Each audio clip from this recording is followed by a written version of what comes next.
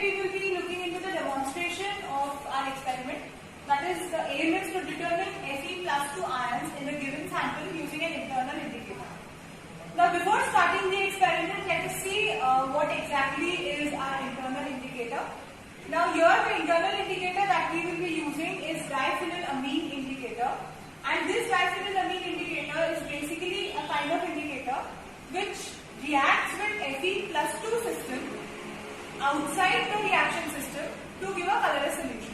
But when we are reacting or adding this indicator in our system and titrating it against our reference standard, that is K2Cr2O7 solution, potassium dichromate solution, it is undergoing a change in its color.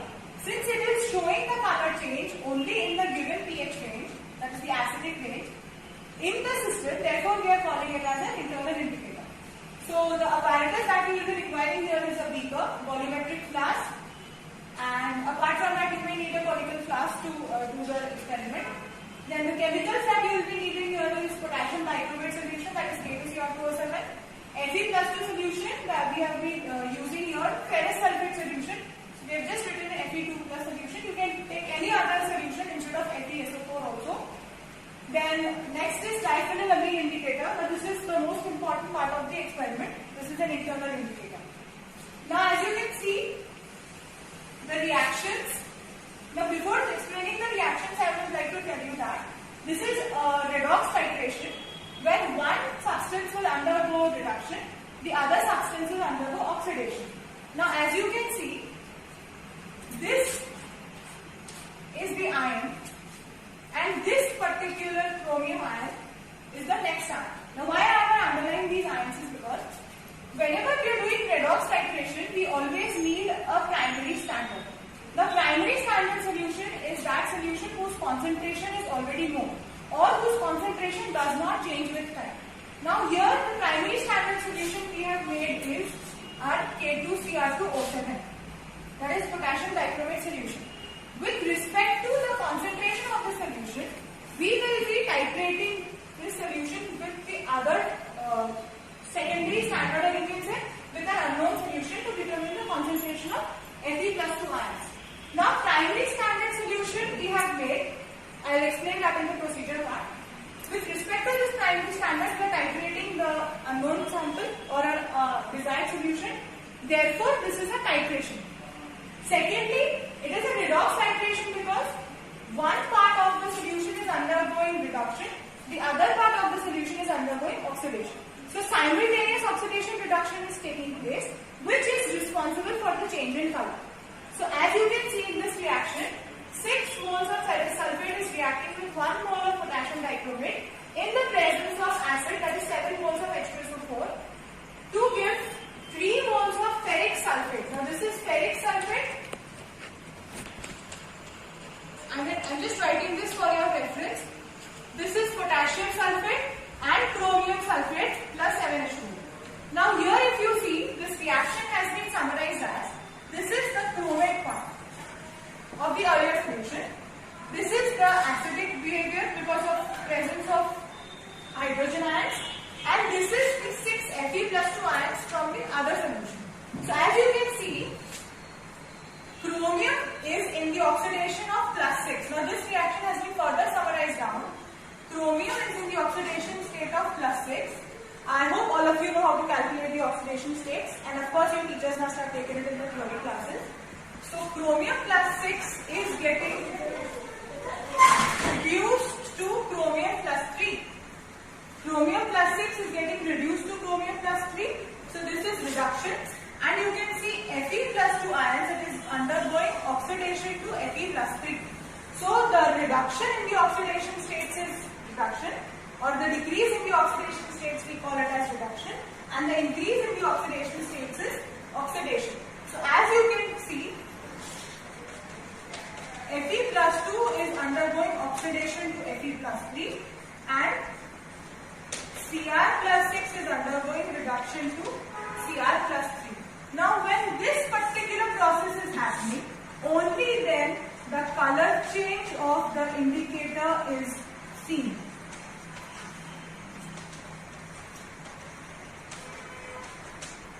This is responsible for the change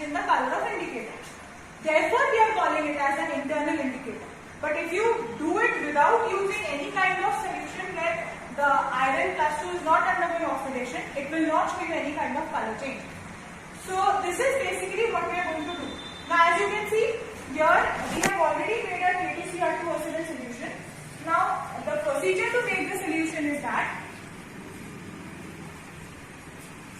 I'll write it here in the space, I'm not disturbing the arrangement. We will be taking, now this is preparation of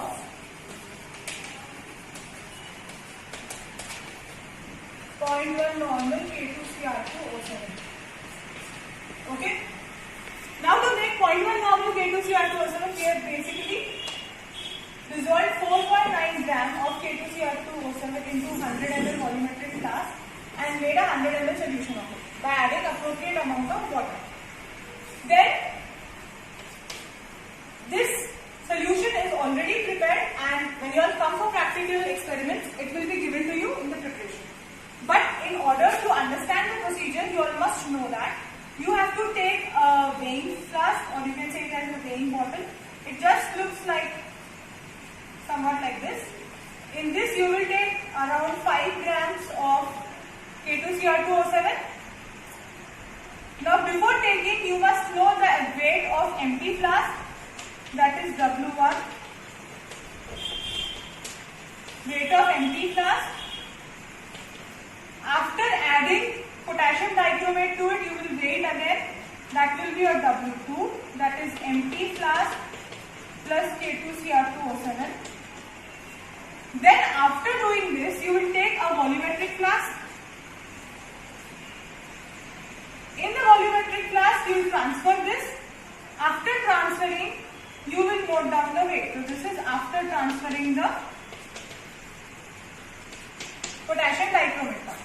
Now you will add distilled water from the top till the volume reaches the given mark, and this becomes your 100 ml dichromate solution.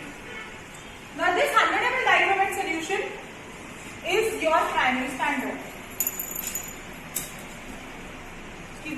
This is your primary standard, and this primary standard you all will be using as a reference standard for redox titration. I hope everyone is clear till here.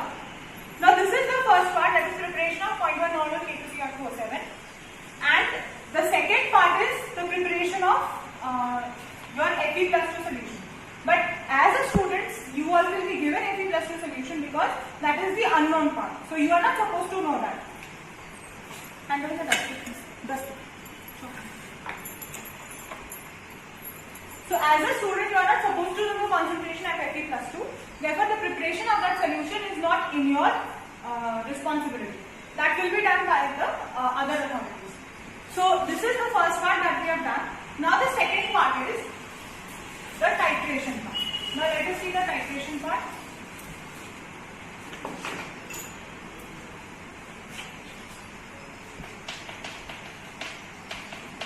Now this is we are doing the actual procedure now.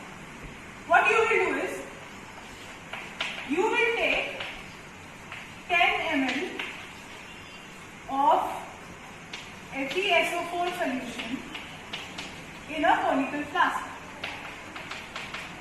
using a pipette. Now this is a pipette. I would like to introduce the glass test to you. As you can see, this is the pipette. Okay, this is a volumetric pipette because the volume of this pipette is mentioned on the bulb. So this is a volumetric pipette, and when you suck the solution in it, the volume which is shown or which is marked on the pipette is basically delivered into your conical flask. Okay. Now this is different from graduated pipette because it does not have any mark. So you cannot take 9 ml, 8 ml, 7 ml or any volume other than 10 ml from this particular pipette. So nobody should ask this question that why are we using this pipette. And this is very important for your Viva Voce part also. So this pipette we will be using to suck 10 ml of Fe+2 solution, that is ferrous sulfate solution. Now all of you know this is a conical flask. You can use any conical flask of 100 ml or 250 ml. This is a burette. I hope all of you are aware that what is a burette.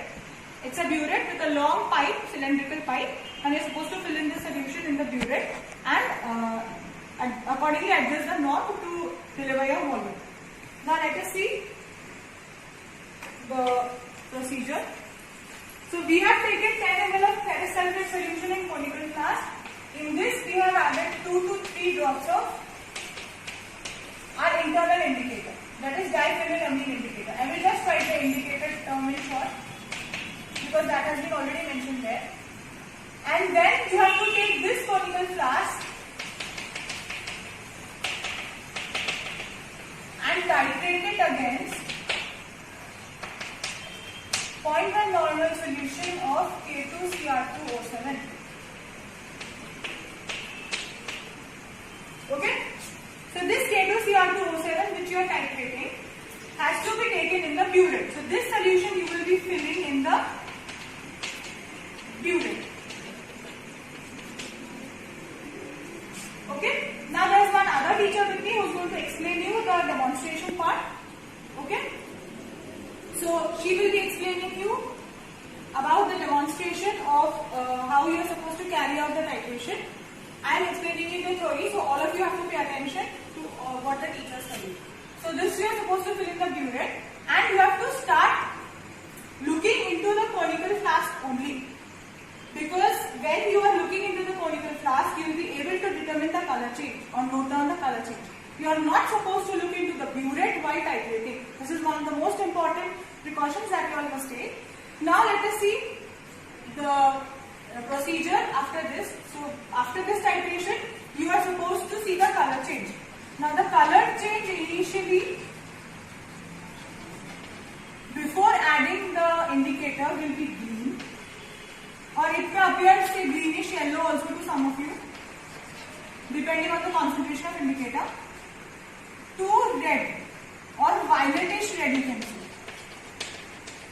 or reddish violet I must use the proper term. So the color changes from greenish yellow to reddish violet. Okay? This color change, the moment you see that reddish violet color has appeared in your conical flask, that same moment you are supposed to stop adding any more amount of K2Cr2O7 solution from the burette. And at the same time you are supposed to note down the volume marked on the burette. That is how much volume of K2Cr2O7 has been delivered into your conical flask. Now before starting the experiment, please check your apparatus. It should not be leaking, because if there is a leaking burette, it will introduce errors into your volumetric ml, or you can say the volumetric concentration of your burette. So please make sure that you all don't use leaking apparatus. So after this, you are supposed to note down the endpoint. So here we can see the observation table. This is volume of Fe+2 solution, 10 ml which you have taken in conical flask, and the volume of say K2Cr2O7 we have obtained is suppose x ml. Now you have to see that the titration values or the volume of K2Cr2O7 does not appear in increasing order. It has to be either constant values or decreasing order. Initially it has to be decreasing, but minimum 2 constant readings you all must get to understand the exact reading of your K2Cr2O7 or the volume of K2Cr2O7. That will be your endpoint. Now you cannot, initially you may not know that how much of K2Cr2O7 will be required. So that's why we are doing titration on a preliminary basis. That is, you are trying to observe the color change. There may be some errors in your observation. So that's why the first reading is x ml. Now the second reading is suppose x2 ml. And the third reading is x3 ml.